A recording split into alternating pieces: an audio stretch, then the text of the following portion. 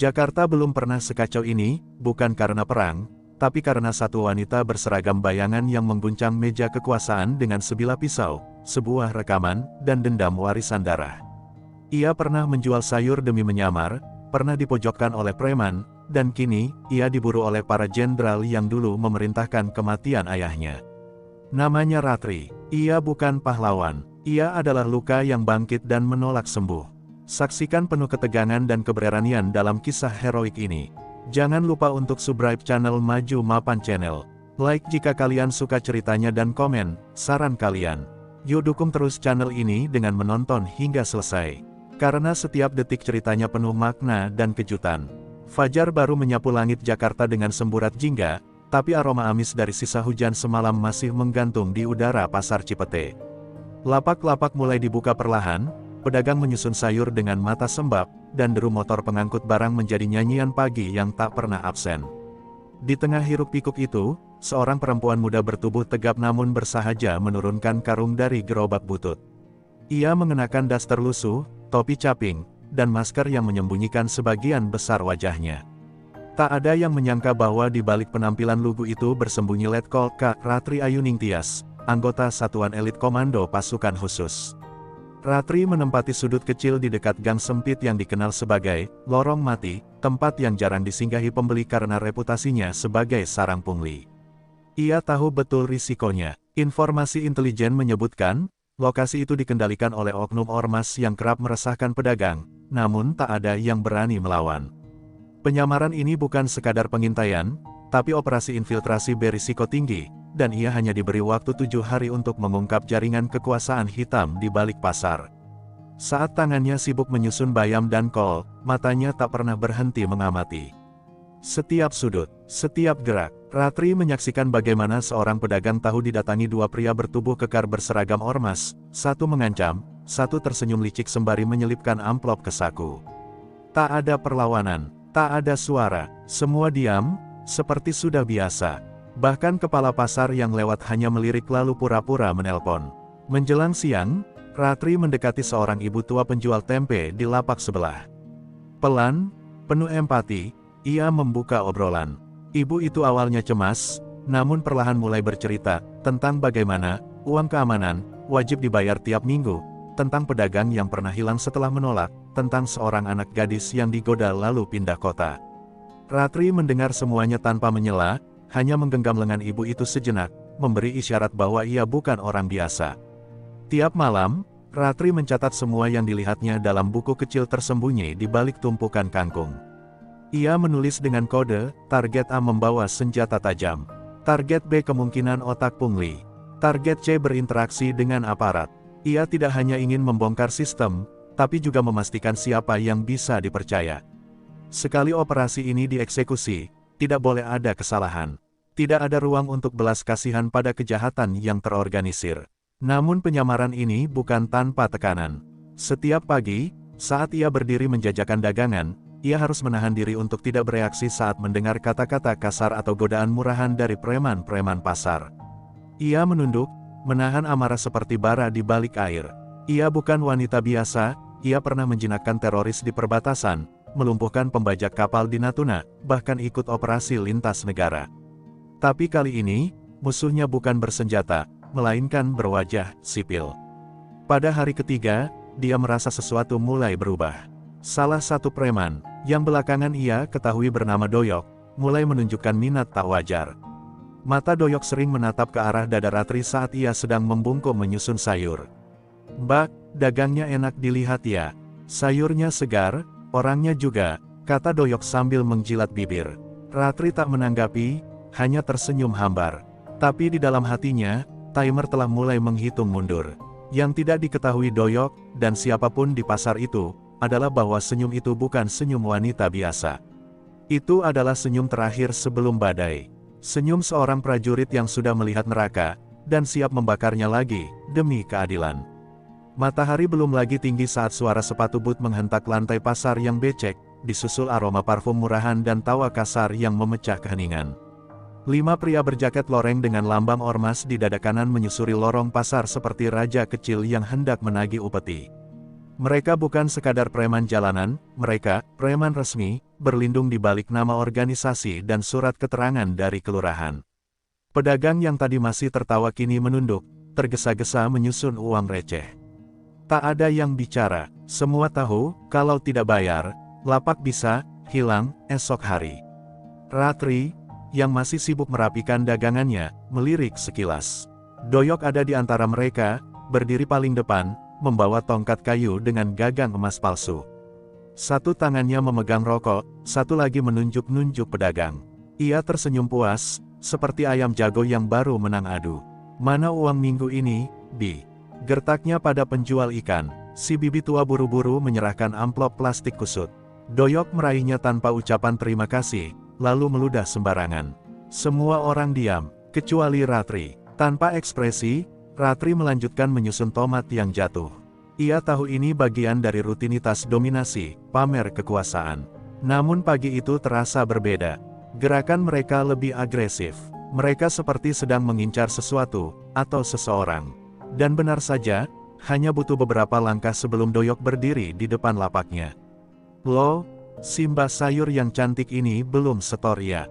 Baru beberapa hari, tapi jualannya ramai terus," ucap Doyok sambil menyeringai, kini menepuk-nepuk timbangan di atas meja dagang Ratri. Tiga temannya berdiri di belakang, tertawa-tawa. Salah satu dari mereka mengunyah permen karet dengan suara yang mengganggu. "Gimana kalau kita ngobrol-ngobrol sebentar di belakang pasar?" Ratri mengangkat wajahnya perlahan, menatap langsung ke mata Doyok. Tatapan itu dingin, setajam belati. Sejenak, Doyok terdiam. Ada sesuatu dalam mata perempuan itu yang membuatnya gamang, seolah ia sedang berdiri di bibir jurang. Tapi ego dan harga diri sebagai penguasa pasar membuatnya menepis firasat itu. Ia tertawa makin keras, lalu menjulurkan tangan untuk meraih bahu Ratri. Tangan itu belum sempat menyentuhnya ketika Ratri dengan cepat menjatuhkan pisau kecil ke tanah, pura-pura menjatuhkannya. Ia membungkuk mengambil pisau itu sambil berbisik pelan, nyaris tak terdengar, "Sentuh aku sekali lagi, dan kau tak akan bisa menyentuh siapapun lagi." Doyok mundur setengah langkah, lalu tertawa seperti orang yang tak tahu sedang bermain dengan api. Tapi dalam hatinya, ada getar asing yang belum pernah ia rasakan sebelumnya, takut. Setelah kepergian mereka, suasana pasar kembali normal, namun rasa takut menggantung seperti kabut. Beberapa pedagang mendekati Ratri dengan tatapan cemas. "Mbak, jangan dilawan mereka, nanti celaka. Ada yang udah pernah ngelawan, sekarang usahanya bangkrut, keluarganya diusir." Tapi Ratri hanya tersenyum tipis. Dalam benaknya, ia mencatat satu hal, mental rakyat sudah terlalu lama diinjak. Terlalu terbiasa tunduk pada tirani berbaju resmi. Di kejauhan, dari atas sebuah bangunan ruko tua, seorang pria dengan kamera DSLR sedang memotret. Diam-diam, ia bukan wartawan, bukan warga biasa. Ia adalah bagian dari unit pendukung Ratri, menyamar sebagai fotografer jalanan. Dari lensa panjangnya, ia mengamati, dan mengirim sinyal, target aktif. Perintah selanjutnya menunggu. Di balik tampangnya yang sok karismatik dan gaya bicaranya yang meledak-ledak, Doyok sebenarnya tak lebih dari pengecut yang dibesarkan dalam lingkungan kekuasaan semu. Ia bukan pemimpin sejati, hanya orang dengan koneksi dan nama ormas yang cukup besar untuk membuat orang takut. Dulu ia hanyalah tukang parkir liar, tapi setelah ikut ormas dan menjadi koordinator lapangan, ia mendapat uang, kuasa, dan celah untuk melampiaskan hasrat kotornya. Terutama terhadap perempuan, terlebih lagi perempuan yang terlihat tak berdaya. Hari itu, usai patroli pungli pagi, Doyok duduk di warung kopi pojokan pasar sambil tertawa-tawa bersama dua anak buahnya. Di hadapannya, sebatang rokok kretek terbakar perlahan. Tapi pikirannya tidak berada di situ. Ia terus mengingat mata si penjual sayur baru itu, tajam, menantang, dan bukan mata perempuan pasar biasa. Tatapan itu membuatnya tak nyaman. Tapi justru karena itu, egonya makin tergelitik. Baginya, perempuan yang melawan adalah tantangan. "Cewek itu beda, bro. Bukan kelas pasar." Gaya ngomongnya halus tapi galak. "Nggak takut, ngerti gak lo?" ujar Doyok sambil mengangkat kakinya ke kursi sebelah. Salah satu temannya menjawab, "Yah, paling juga baru. Belum ngerti siapa lo." Tapi Doyok tak yakin, ada sesuatu yang mengusik nalurinya, meski dia tak cukup cerdas untuk mengenalinya sebagai bahaya. Doyok mulai mengatur siasat. Ia ingin perempuan itu tunduk. Bukan cuma bayar, setoran, tapi juga tunduk secara mental dan tubuh. Keesokan harinya, ia memutuskan untuk datang lebih awal, sendirian. Biar gue ajar langsung, katanya dengan senyum licik. Dalam tas selempangnya, ia membawa sebotol minuman keras oplosan dan alat setrum kecil, benda yang biasa ia gunakan untuk menakuti atau melunakkan target. Pagi itu, Ratri sudah siap. Informasi tentang pergerakan Doyok telah dikirim lewat pesan terenkripsi semalam. Ia tahu Doyok akan datang, dan ia juga tahu hari ini akan menjadi titik balik. Di bawah das terlusuhnya, terikat erat sebuah pisau tempur lipat dan kawat fiber sepanjang 1 meter di pinggang. Ia menyiapkan 2 rencana, jika Doyok hanya menggoda, ia akan bertahan. Tapi jika Doyok melangkah terlalu jauh, operasi penyamaran akan berakhir hari itu juga. Dan benar saja, Doyok muncul tanpa anak buah, menyusuri lorong dengan langkah percaya diri. Ia membawa 2 kantong plastik kecil, 1 berisi roti, 1 lagi berisi minuman keras yang dibungkus rapat. "Mbak sayur, buat sarapan nih. Gue bawain. Tapi makannya harus bareng gue di belakang ruko," katanya sambil meletakkan tangan di meja Ratri. Matanya penuh niat buruk, nafasnya bau alkohol, dan tubuhnya sudah separuh teler. Ia pikir dirinya mengontrol situasi. Ratri berdiri perlahan, menatap lurus ke mata Doyok. Suasana pasar mendadak senyap. Beberapa pedagang yang biasa beraktivitas di lorong itu entah kenapa menjauh. Beberapa dari mereka, tanpa sadar, mematikan suara radio dan berhenti berbicara. Seolah semesta tahu, sesuatu yang besar akan terjadi. Dalam sekejap, Doyok mencoba meraih lengan Ratri. Tapi sebelum tangannya menyentuh kulitnya, dunia menjadi gelap bagi Doyok. Gerakan cepat seperti kilat, tangan kanan Ratri memutar pergelangan Doyok ke belakang, 1 kaki menghantam lututnya dari samping. Tubuh kekar itu jatuh menabrak tumpukan sayur, merintih seperti anak kecil. 1 detik kemudian, Ratri membisikkan kalimat dingin di telinganya, "Permainanmu selesai." Tubuh Doyok tergolek di atas tumpukan bayam dan sawi yang berserakan. Napasnya tersengal, matanya membelalak tidak percaya. Dalam hidupnya yang penuh intimidasi, ini pertama kalinya ia menjadi korban. Lebih menghina lagi, oleh seorang perempuan yang ia kira lemah. Pedagang pasar mulai berdatangan, sebagian dari mereka merekam diam-diam dengan ponsel. Tak ada yang berani membantu Doyok. Mereka hanya menonton, mungkin dengan puas, mungkin dengan gentar. Ratri berdiri tegak, napasnya tenang. Ia tahu ia baru saja melewati batas protokol penyamaran. Tapi ia juga tahu, pelecehan tidak bisa terus didiamkan. Aksinya barusan mungkin akan membuka keran kekacauan, tapi itulah harga dari kebenaran. Ia menatap Doyok yang terhuyung bangkit. "1 kali lagi kau menyentuh perempuan di pasar ini, aku pastikan kau tidak akan bisa berjalan lagi," ujarnya dingin, lalu kembali ke lapak seperti tak terjadi apa-apa. Tapi dunia bawah tidak pernah diam. Malam itu, di sebuah rumah kontrakan sempit yang dijadikan base camp, GRIB lokal, Doyok dan beberapa anggotanya berkumpul. Mukanya masih memar. Di tangannya, segelas arak oplosan gemetar pelan. Amarahnya mendidih. Harga dirinya sebagai penguasa pasar tercabik. Ia memukul meja, menggebrak dengan ancaman, "Besok, kita habisin tuh cewek. Mau dagang? Gue yang bakal jual dia ke tempat lain." Sorak tawa brutal terdengar dari anak buahnya. Tapi di pojok ruangan, salah satu anggota diam. Ia pernah melihat wanita itu memutar pergelangan tangan orang dalam 1 gerakan. Ia tidak yakin ini wanita biasa. Pagi keesokan harinya, pasar Cipete dipenuhi bisik-bisik. "Doyok mau balas dendam," katanya bawa orang luar juga. Suara ketakutan menyebar seperti wabah. Para pedagang mulai mengemas barang lebih cepat, beberapa memilih tidak buka. Tapi Ratri tetap datang, tetap di lapaknya yang sama, tetap dengan caping dan dasternya. Bedanya, hari itu ia mengenakan sepatu boot ringan yang biasa digunakan dalam latihan tempur.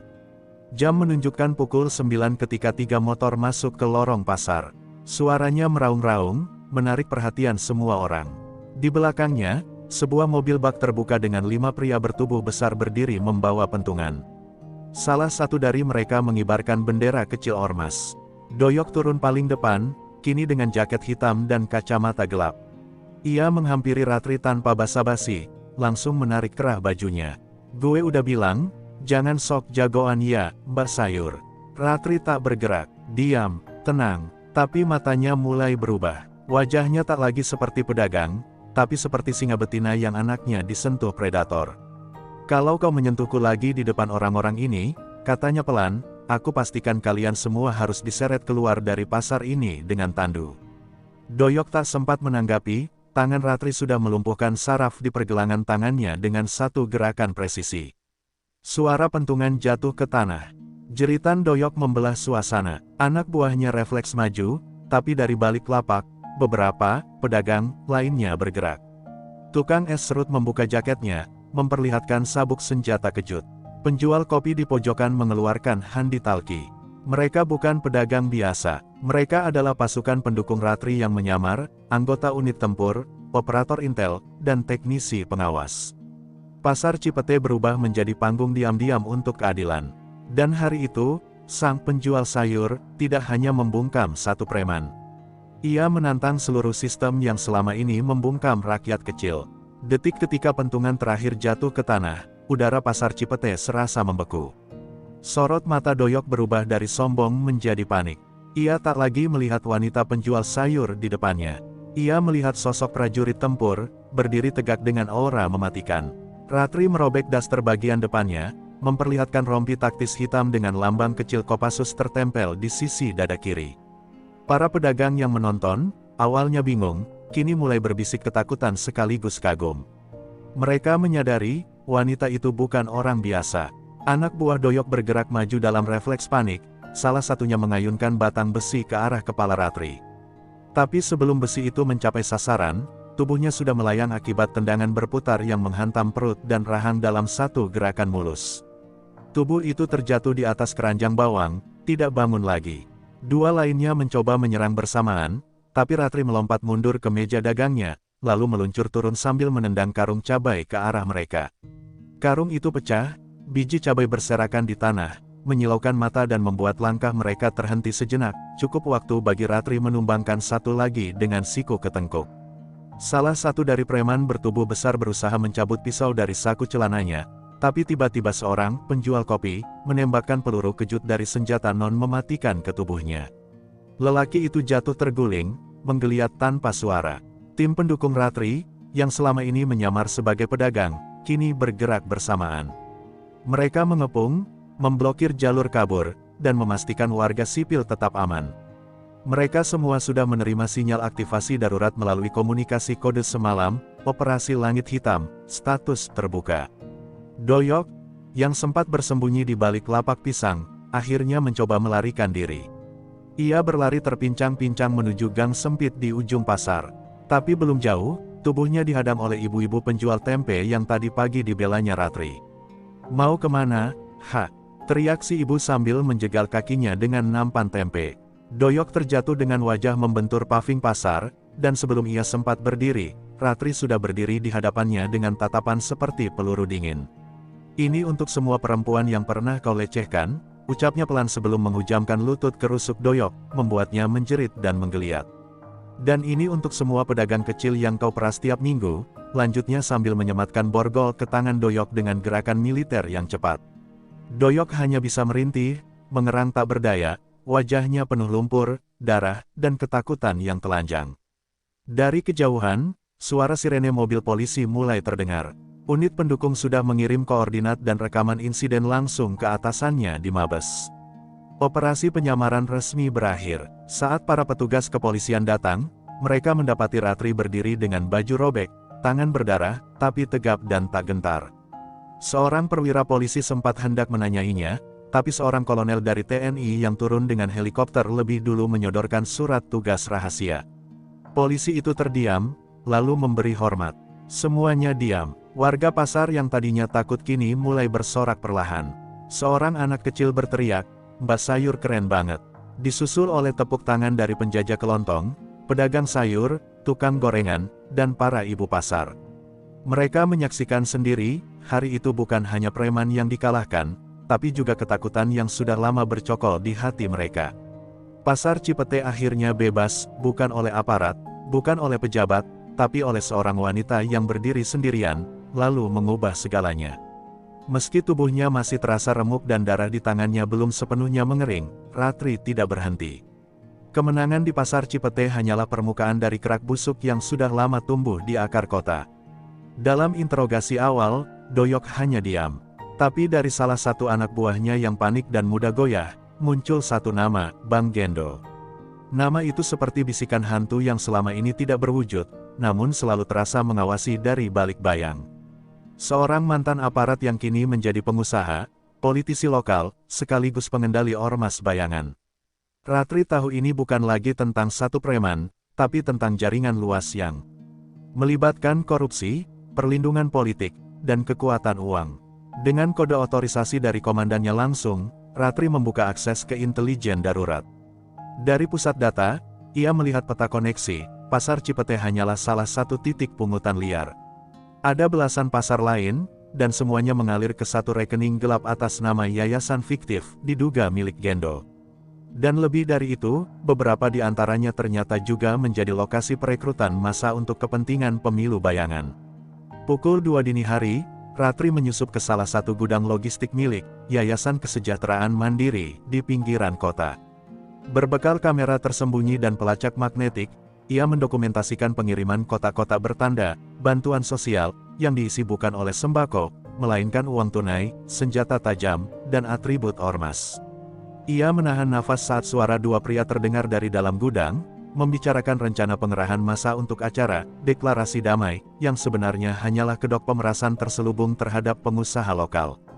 Ketika Ratri hendak keluar, salah satu sensor gerak miliknya memancarkan sinyal merah jebakan. Pintu belakang terkunci otomatis. Dalam hitungan detik, 4 pria bertopeng menyerbu dengan senjata tumpul. Mereka tidak berbicara, ini bukan penyamaran biasa, ini eksekusi. Tapi Ratri tidak panik. Ia memecahkan tabung asap dari sepatu tempurnya, membuat ruangan dipenuhi kabut putih. Dalam gelap, ia bergerak seperti bayangan, cepat, senyap, dan mematikan.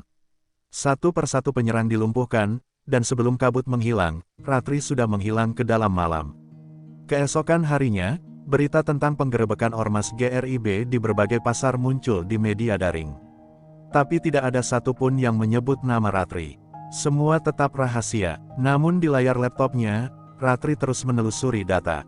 Dan di sanalah ia melihat sesuatu yang membuat darahnya mendidih. Gendo ternyata pernah menjadi pelatih di pusat pendidikan Kopassus, dan dipecat secara diam-diam karena dugaan pengkhianatan dan penyalahgunaan wewenang. Ia tahu cara berpikir pasukan. Ia tahu cara menghindari sistem. Lebih mengerikan lagi, Ratri menemukan bukti bahwa Gendo memiliki file pribadi tentang dirinya, termasuk identitas, foto masa pendidikan, hingga nama orang tuanya. Artinya, Gendo sudah tahu sejak awal bahwa penjual sayur itu bukan orang sembarangan. Ini bukan lagi perang antara aparat dan preman. Ini adalah duel masa lalu antara prajurit yang setia pada bangsa dan pengkhianat yang bersembunyi di balik topeng nasionalisme palsu. Ratri menggenggam jimat kecil di lehernya, sebuah liontin dari ayahnya yang juga mantan tentara, gugur dalam tugas yang tak pernah diberitakan. Matanya menatap kosong ke jendela kamar markas kecilnya. Di luar, kota Jakarta berdenyut dengan lampu dan suara. Tapi di dalam dirinya, hanya ada satu tujuan, menumbangkan Gendo, dan membersihkan nama-nama mereka yang dihancurkan pria itu selama ini. Tidak peduli seberapa besar pengaruhnya. Tidak peduli seberapa dalam jaringannya. Perang ini sudah pribadi. Gendo duduk di balik meja kayu besar dengan permukaan mengkilap, menatap layar monitor yang menampilkan wajah Ratri dari CCTV tersembunyi di sekitar gudangnya. Matanya tidak berkedip, bibirnya mengejek. Akhirnya keluar juga kau dari bayangan, gumamnya.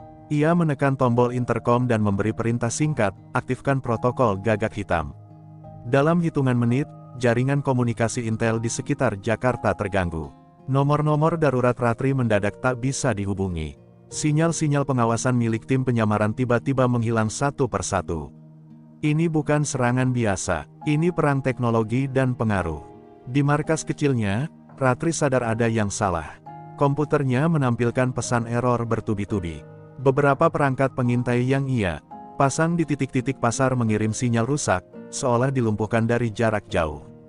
Ia mencoba menghubungi komandannya di pusat, tapi hanya mendapat balasan diam. Dalam hitungan jam, ia merasa seolah seluruh sistem menolaknya, seperti seorang prajurit yang ditinggalkan di tengah hutan, tanpa kompas, tanpa tim, hanya dengan naluri dan tekad. Malam itu, Ketika Ratri kembali ke tempat tinggalnya yang disamarkan sebagai kamar kos sederhana, ia menemukan pintu tidak terkunci. Semua barang-barangnya terlihat utuh, tapi ada aroma asing di udara.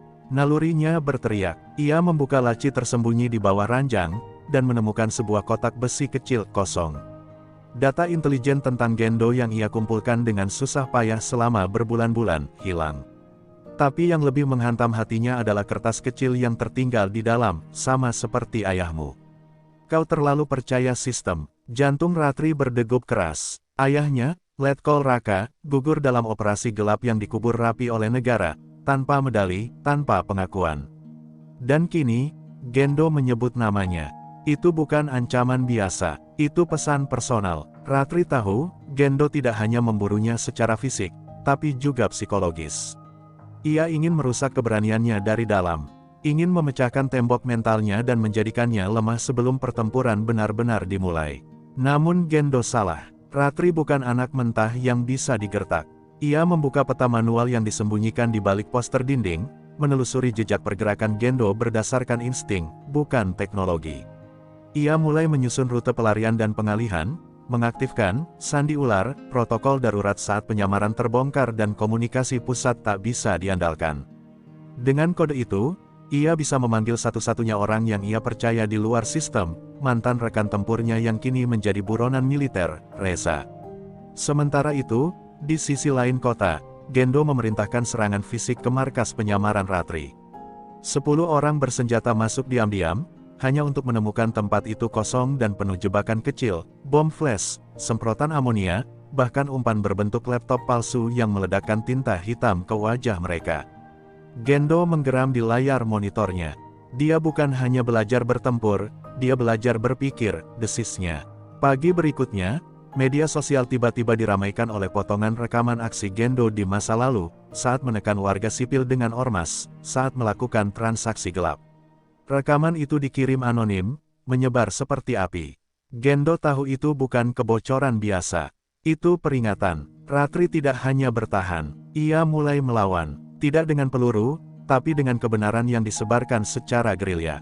Ini bukan lagi pengejaran, ini duel tak kasat mata, antara dua mantan keluarga pasukan elit, yang satu menjaga kehormatan, yang satu menghancurkannya demi kuasa. Dan saat langit Jakarta mulai memerah di ujung senja, Ratri berdiri di atas atap gedung tua sambil menatap ke kejauhan. Di tangannya, ia memegang liontin ayahnya. Di telinganya, suara Reza bergema lewat radio darurat, "Gua dengar sinyal sandi lo, Rat. Kita mulai malam ini." Senyum kecil muncul di bibir Ratri. Perang belum berakhir, tapi kali ini, ia tidak sendirian. Malam turun dengan diam yang mencekam di kawasan pelabuhan tua Jakarta. Lampu-lampu jalan meredup, dan kapal-kapal kargo yang biasa menjadi latar kesibukan kini tampak seperti raksasa tidur. Ratri dan Reza bergerak dalam bayangan, mengenakan pakaian hitam penuh pelindung ringan. Tidak ada lambang, tidak ada tanda. Mereka bukan mewakili siapapun malam itu, mereka hanya dua bayangan yang datang untuk merobek layar gelap sang pengkhianat. Operasi ini tak tercatat dalam arsip militer, tak memiliki backup, dan bila gagal, mereka akan hilang tanpa jejak. Gudang pelabuhan yang menjadi markas pusat Gendo, ternyata lebih dari sekadar tempat penyimpanan barang gelap. Di dalamnya terdapat ruang komando, jaringan komunikasi pribadi, bahkan ruangan dengan monitor besar yang menampilkan data real-time aktivitas politik, ormas, dan aliran dana haram. Ini bukan hanya basis premanisme, ini benteng kekuasaan rahasia. Dan di dalamnya, duduk Gendo, tenang, menyulut cerutunya sambil memantau radar sensor gerak. Ia tahu mereka akan datang. Dan ia siap. Namun Gendo tak tahu bahwa Reza memiliki pengetahuan unik. Ia pernah melatih sebagian anak buah Gendo sebelum membelot dari sistem.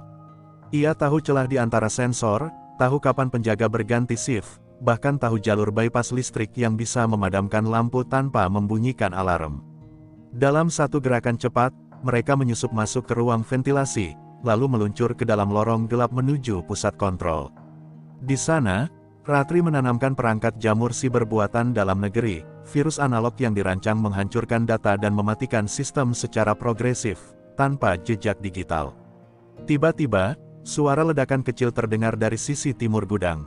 Sebuah jebakan suara yang mereka pasang meledak, memancing sekelompok penjaga keluar. Tapi satu penjaga tak terkecoh, ia melihat bayangan Reza, dan berteriak. Alarm berbunyi. Gendo berdiri dari kursinya, matanya liar. "Mereka di sini!" teriaknya sambil menarik pistol otomatis dari balik jasnya.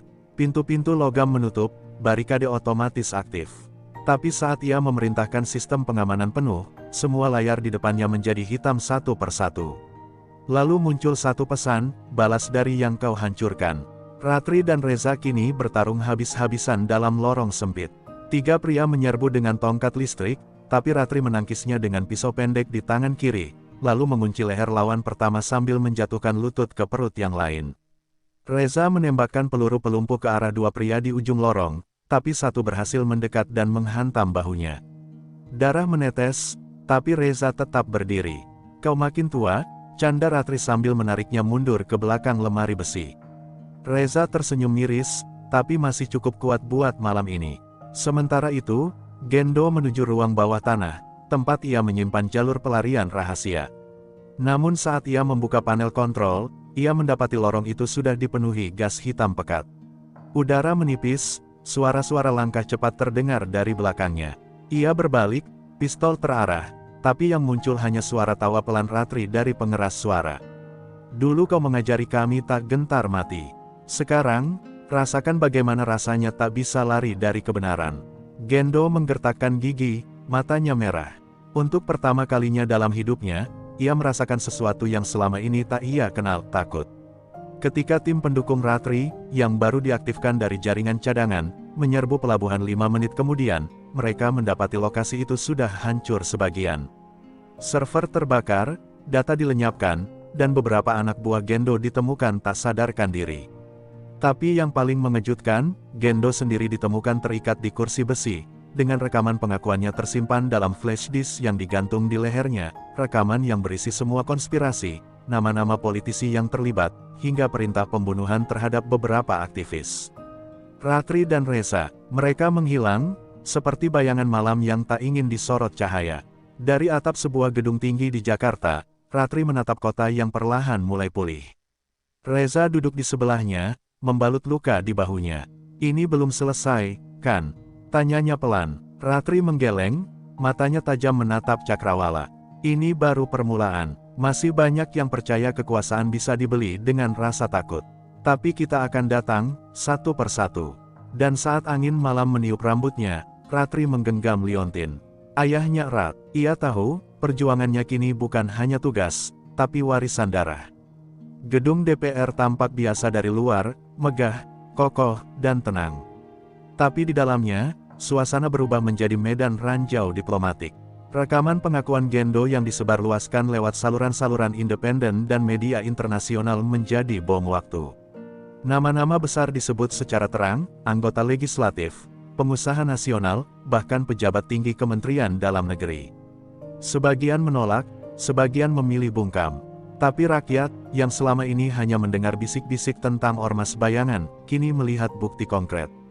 Jakarta bergetar bukan oleh peluru, tapi oleh kebenaran yang tak lagi bisa ditutupi. Presiden pun angkat bicara dalam siaran resmi, menjanjikan investigasi menyeluruh. Tapi di ruang-ruang rapat tertutup, beberapa orang mulai panik. Salah satunya adalah Jenderal Purn Surya Darmawan, mantan Panglima TNI yang kini duduk sebagai penasihat keamanan nasional. Wajahnya keras, tetapi kerutannya bertambah setiap detik. Ia tahu siapa Gendo, lebih dari itu, ia tahu siapa Ratri. "Anak Raka, dia masih hidup," gumamnya, seolah menyesali sesuatu yang pernah ia kubur dalam-dalam. Ia memanggil ajudannya dan memerintahkan satu hal, temukan dia sebelum publik mengangkatnya jadi pahlawan. Di sebuah tempat rahasia, Ratri dan Reza mendengarkan kabar itu dari saluran pengintai mereka. Reza menyipitkan mata saat mendengar nama Surya Darmawan. Dia yang mengkhianati ayahmu," katanya. Ratri diam, nafasnya tertahan. Dalam rekaman Gendo yang mereka simpan pribadi, ada satu bagian yang belum disebar ke publik, bagian yang menyebut bahwa Letkol Raka, ayah Ratri, gugur bukan karena misi gagal, tapi karena dijebak. Dan nama yang disebut dalam laporan internal lama itu adalah Surya. Pecahnya kabar itu membuat Ratri berada di tengah pusaran yang lebih besar dari semua yang pernah ia hadapi. Dulu ia hanya ingin menumpas preman dan membersihkan wajah Kopassus. Kini, Ia harus menantang arsitek kekuasaan yang selama ini bersembunyi di balik kemiliteran dan nasionalisme palsu. Tapi ia sadar satu hal, menyerang dari luar hanya akan membuatnya terlihat seperti pengacau. Maka ia memutuskan langkah paling berbahaya, masuk ke dalam. Dengan bantuan jaringan bawah tanah dan satu anggota DPR idealis yang diam-diam simpati, Ratri menyusup ke Forum Investigasi Nasional sebagai analis independen, menggunakan identitas baru. Di dalamnya, ia mulai mengendus satu demi satu jejak manipulasi, laporan-laporan yang dihapus, saksi yang dibungkam, aliran dana mencurigakan dari Kementerian Pertahanan ke Yayasan Bayangan. Di balik meja-meja rapat, ia melihat wajah-wajah familiar, orang-orang yang dulu memberi hormat pada ayahnya, kini menjadi simbol pengkhianatan. Suatu malam, Ratri menghadiri rapat tertutup antara Komisi Keamanan dan elit militer pensiunan. Di sana, ia menyaksikan Jenderal Surya berbicara tenang, seolah ia masih pahlawan bangsa. Namun saat rapat usai dan semua keluar, Surya menatapnya dalam diam. "Kau punya mata ayahmu," katanya lirih. Ratri hanya menjawab dengan satu kalimat, "Tapi saya tidak akan mati seperti beliau." Surya menahan senyum tipis, dingin dan beracun. "Kau pikir publik akan percaya pada hantu seperti dirimu?" Keesokan harinya, serangan balik dimulai. Ratri difitnah dalam media arus utama sebagai pembocor rahasia negara. Identitasnya dipermainkan. Foto-fotonya disebar dengan narasi palsu, agen asing, radikalis, bahkan pembelot. Tapi publik tak sebodoh itu. Beberapa veteran lama yang mengenal Raka mulai angkat suara. Rakyat kecil yang dulu melihat Ratri melawan ormas dengan tangan sendiri mulai menyusun dukungan. Apa yang dulu hanya bayangan, kini mulai menjadi gerakan. Ratri tahu waktunya hampir habis. Tapi sebelum ia benar-benar disingkirkan, ia harus menjatuhkan Surya dan membuka semuanya. Ia menatap Reza malam itu, di apartemen aman mereka yang sudah 3 kali berpindah kota. "Besok," katanya tegas, "kita ke kantor arsip militer. Di sana semua dimulai, di sana semua akan berakhir." Dan Reza, meski tubuhnya belum sepenuhnya pulih, hanya mengangguk. "Kalau kita mati bukan karena kalah, tapi karena kita berdiri." Ratri menatap langit malam, hujan turun, tapi hatinya tak lagi gemetar. Subuh masih menggigil saat Ratri dan Reza menyelinap ke kompleks arsip militer negara, lokasi yang konon menyimpan catatan paling rahasia, termasuk dokumen misi kelam era reformasi. Mereka tidak masuk sebagai penyusup biasa, mereka mengenakan seragam resmi dari unit intelijen yang sudah lama dinonaktifkan, hasil penyamaran berbulan-bulan. Gedung beton itu sunyi, hanya terdengar suara mesin tua dan detik waktu yang menyesakkan. Setiap langkah mereka di lorong itu terasa seperti menginjak sejarah yang dikubur hidup-hidup. Di lantai 3, di belakang rak besi tua, mereka menemukan pintu besi kecil dengan kode manual. Ratri menggigil, seperti ada sesuatu di balik pintu itu yang telah menunggu bertahun-tahun. Begitu pintu terbuka, ruangan berdebu menyambut mereka. Di rak nomor 17, kotak dengan kode misi, Operasi Garuda Hitam, tertulis samar dengan tinta pudar. Reza menarik napas panjang, dan Ratri membuka kotak itu perlahan. Di dalamnya, selain dokumen resmi, terdapat rekaman suara tua, rekaman perintah terakhir untuk Letkol Raka, target bukan penyandera, target adalah saksi. "Selesaikan, ini perintah dari atas." Ratri membeku. Itu bukan misi penyelamatan, ayahnya diperintahkan membunuh seorang aktivis yang mengetahui konspirasi militer dan elit politik. Tapi ayahnya menolak, dan sebagai akibat, ia hilang. Dalam laporan resmi, digambarkan gugur karena sabotase musuh. Suara lain dalam rekaman menyusul, "Kalau Letkol Raka menolak, siapkan skenario penghilangan. Jangan sampai meluas." Suara itu milik Jenderal Surya. Tidak ada keraguan, bukan hanya pengkhianat, ia adalah dalam pembantaian diam-diam dalam sejarah negeri. Mata Ratri memerah, bukan hanya karena kemarahan, tapi karena hati yang retak. Ayahnya bukan korban perang, ia korban konspirasi. Dan kini, di tangannya sendiri, ia memegang bukti yang selama ini dikubur oleh seragam-seragam mulia yang ternyata menyimpan darah di balik kancingnya. Tapi sebelum mereka sempat keluar, alarm mendadak berbunyi. Sistem pengaman lama aktif. Seseorang telah mengetahui keberadaan mereka. Dalam hitungan detik, suara sepatu bot menggema dari koridor bawah. Reza segera mengunci pintu belakang, lalu meledakkan granat asap kecil untuk pengalihan. Ratri menggenggam kotak berisi bukti dengan erat, sementara tubuhnya berselimut debu dan air mata. Mereka berlari menuruni tangga darurat, menghindari peluru yang mulai berterbangan dari arah selatan gedung. Ini bukan lagi misi, ini pelarian demi kebenaran. Di luar gedung, kendaraan mereka sudah terbakar. Sebuah drone bersenjata melayang rendah, dan suara familiar terdengar dari pengeras, "Ratri, kau tidak akan keluar hidup-hidup. Serahkan dokumen itu." Itu suara Surya, bukan dari radio, tapi dari helikopter militer yang kini menggantung di atas langit kompleks. Ia tak bersembunyi lagi. Ia tahu kalau Ratri berhasil keluar, reputasi, kekuasaan, dan sejarah dirinya akan hancur. Tapi justru karena itu, Ratri tersenyum. Ia mengeluarkan satu perangkat kecil dari jaketnya, pemancar sinyal langsung ke jaringan independen luar negeri. "Kalau aku mati, rekaman ini tetap sampai," katanya ke udara. Dan dalam satu gerakan nekat, ia melempar pemancar itu ke arah drone yang mencoba memblokir sinyal. Ledakan kecil terjadi, tapi sudah cukup. Data dikirim, bukti tersebar. Dalam beberapa menit, seluruh dunia akan tahu siapa sebenarnya Surya Darmawan. Helikopter mundur perlahan, tahu mereka telah kalah dalam perang informasi. Tapi dari reruntuhan itu, Reza tergeletak dengan luka tembak di dada. Napasnya berat. "Lu harus hidup, Rat," katanya sambil tersenyum lemah.